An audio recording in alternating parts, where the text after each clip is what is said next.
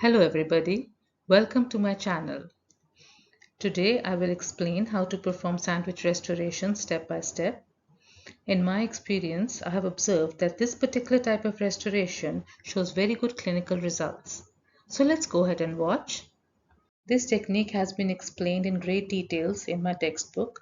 It can be bought for just Rs 199 by clicking on the following link. The link is also given in the description box below. What is sandwich restoration? Sandwich restoration is basically a laminated restoration using glass ionomer to replace the dentine and composite resin to replace the enamel.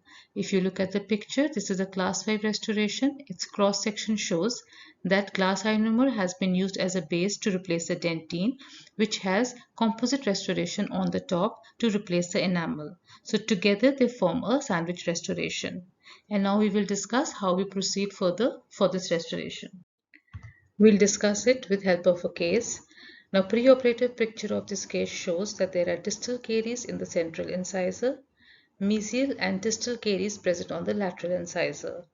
Clinically, the patient was experiencing mild pain and sensitivity. The cavity preparation was completed. This is the stage where we decide what type of restoration to give.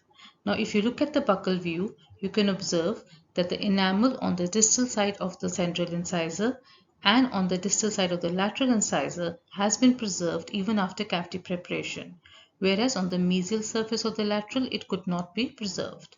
Now, if you look at the palatal view, you can see that during caries excavation, sufficient dentine had to be removed. Now, these dark areas that you see, they are basically affected dentine.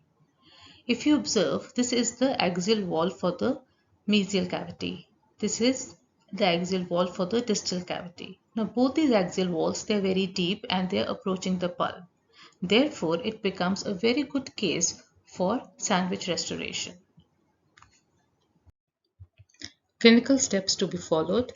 Now, these are the clinical steps that need to be followed during this restoration. If you have a question in the exam, you have to cover each step like this in this order. The first step in the procedure is to condition the cavity.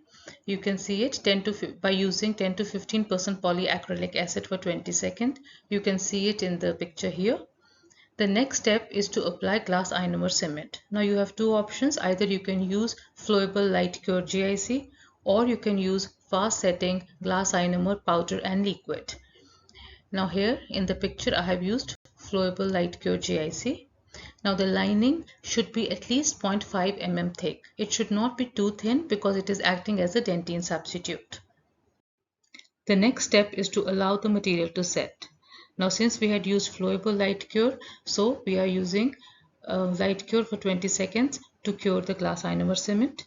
In case fast setting GIC powder and liquid formulation was used, then we allow the material to set for at least 3 minutes at mouth temperature. Now once the cement is set, we need to remove any excess cement that is present on the enamel margin using small round burr running under water spray. Now be careful that you do not dehydrate the cement by trimming dry, as this would remove the water of hydration. In the next step, we wash and dry the enamel and cement lightly and then etch for 30 seconds using 37% phosphoric acid.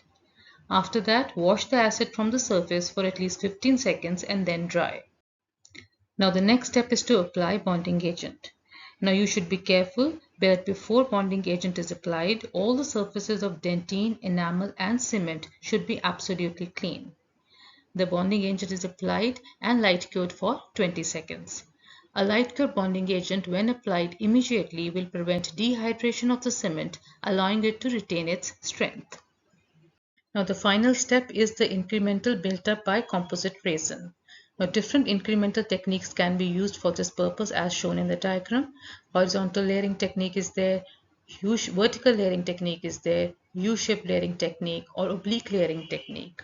Now as per your choice you can use any of the layering techniques, but the care should be taken that for good aesthetic effect the thickness of composite should be about 1 to 1.5 millimeter minimum. This is the post-operative effect. There are certain precautions which need to be followed as they affect the longevity and effectivity of the restoration. First, the glass ionomer lining should be of sufficient thickness. It should not be too thin, or else it acts as a dentine substitute. Secondly, do not acid etch until the cement has hardened, and do not etch the cement for more than 30 seconds. Thirdly, all the surfaces of dentine, enamel, and cement should be absolutely clean before applying the bonding agent. Fourthly, the resin bonding agent is applied immediately after washing and drying. Preferably, low viscosity bonding agent should be used for better flow. Fifthly, the composite is placed in sufficient bulk to provide flexibility and resistance to abrasion. That means thin layer of composite should not be used. Finally, in Class 2 preparations, the contact area is built with composites and not GIC. This is very important. Sandwich technique is of two types, open and close. It is called as open when the glass ionomer forms the part of the external surface of the restoration. This type is specifically used for deep class 2 proximal box where the cervical margin lacks enamel. If you look at the pictures, you will see this is a deep proximal box. We have put a first layer of glass ionomer here. Then we do incremental build-up with composite. This is the first increment and this is the second increment. Now if you observe here, the contact point is placed in the composite restoration, which is here, and GIC, it is present subgingivally. Now if you look at the transverse view, you will see this is the composite first layer and this is glass ionomer, and this glass ionomer is not closed or overlaid by a composite. It is open to the external surface. Closed sandwich technique. It is that type of restoration when the glass ionomer is completely contained by overlying composite. If you look at the picture, you can see this is a normal depth class 2 cavity. Cervical enamel is present. So we put a first layer of GIC and it is completely covered by a layer of composite.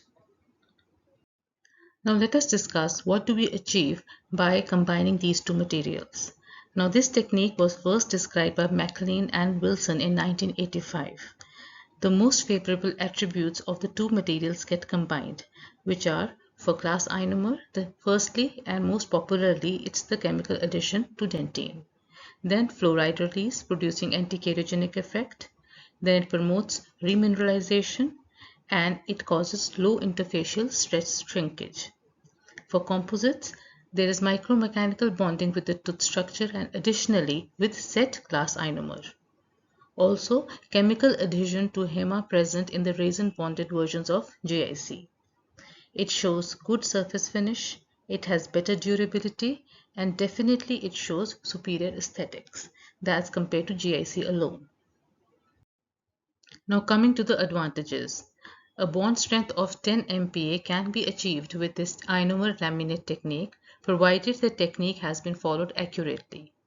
Also, replacement of dentine with glass ionomer minimizes the complexity of incremental buildup with composite. It also eliminates acid etching of dentine and it results in reduced post-operative sensitivity. I hope you found the information useful in this video. Do like it, share it with your friends and subscribe to the channel. Thank you.